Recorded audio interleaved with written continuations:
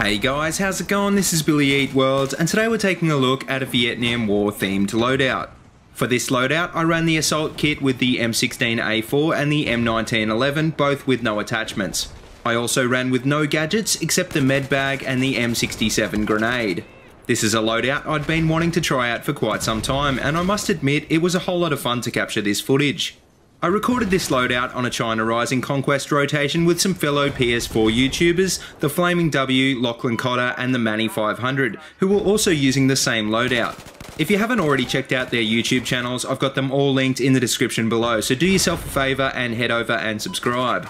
We also put out the word on the night to our subscribers on Twitter, many of which who joined in on the loadout. So if you're one of these people, thanks so much for being a part of the video. So what I thought I'd do with this video is run you through some of the history of the M16 assault rifle, which, as you may already be aware, is one of the most important firearms ever produced and certainly one of the most well-known ARs. I won't go into depth about the M1911 though, because I already took a look at that gun in my World War II video recently. If you're still keen to hear my thoughts on it though, then feel free to check out that video. But anyway, the M16 is the military designation for the AR-15 5.56mm air-cooled, gas-operated, magazine-fed, select-fire assault rifle. It was originally designed in 1956 by Eugene Stoner and Leroy James Sullivan working for the Armalite Company. Armalite sold the rights to produce the M16 to Colt in 1959, who has been the primary manufacturer ever since. The M16 has been in service with the US military from 1962, and it's still in service today with the armed forces of many countries. Despite many strong alternatives on the market, the US military's primary service rifle is still the A4 variant of the M16, and its primary carbine is still the M4A1. There are almost countless other variants built on or inspired by the AR-15 platform, but some of the more important ones are the Colt Canada C7 and C8, the Mark 11 and the HK M416.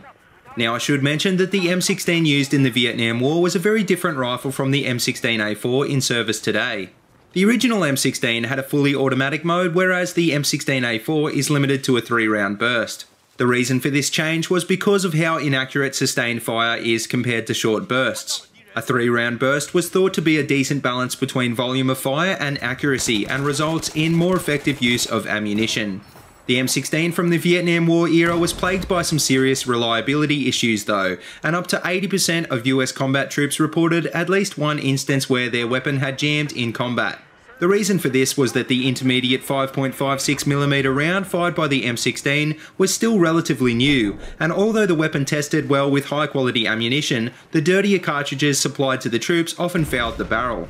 Unlike its Soviet rival, the AK-47, the M16 needed to be cleaned frequently to prevent fouling, and generally didn't perform as reliably in the thick and dirty jungle battlefields of Vietnam. In terms of combat performance though, the M16 was far more accurate and controllable than the AK-47, and due to its weight and smaller round, soldiers could carry far more ammunition. As a trade-off though, the M16 didn't have the stopping power of the AK's larger bullet, and due to its lighter frame, it couldn't be used in close quarters as a hand-to-hand weapon. Despite its cons though, the M16's pros have seen it stand the test of time, and it will likely be a weapon seen frequently in the armed forces of many countries for decades to come. But anyway, to finish up this video, how does this weapon perform in-game without attachments? Well, all in all, I actually didn't have a hard time using this weapon. The M16A4 is actually one of my favourite weapons in the game, and it's not hugely affected without attachments. It's got pretty decent iron sights, a great rate of fire, and it's relatively accurate and easy to control to begin with. The only thing I really missed was the angled grip, because this weapon does suffer from a pretty decent first shot kick. I did manage to get used to this though, and despite the fact that we were up against some really good teams on the night, I did reasonably well. So the question is, would I use this loadout again? Well, probably not, but it was fun to play with though. So if you're looking for that nostalgic Vietnam experience, I'd recommend you try out this setup. Alternatively, you could run with the M60 or the M40A5, which are also both US weapons that date from the period. But anyway, that just about wraps it up, and as always, if you like what you see, please remember to like, comment and subscribe. And if you haven't already, please check out all my other Battlefield 4 videos. I've got them all linked in a playlist in the description below. And if you have any suggestions for weapons or loadouts that you'd like to see in upcoming videos on this channel, then feel free to let me know in the comments of this video or send me a tweet on Twitter at BattlefieldPortal. But until next time guys, see you later and have a good one.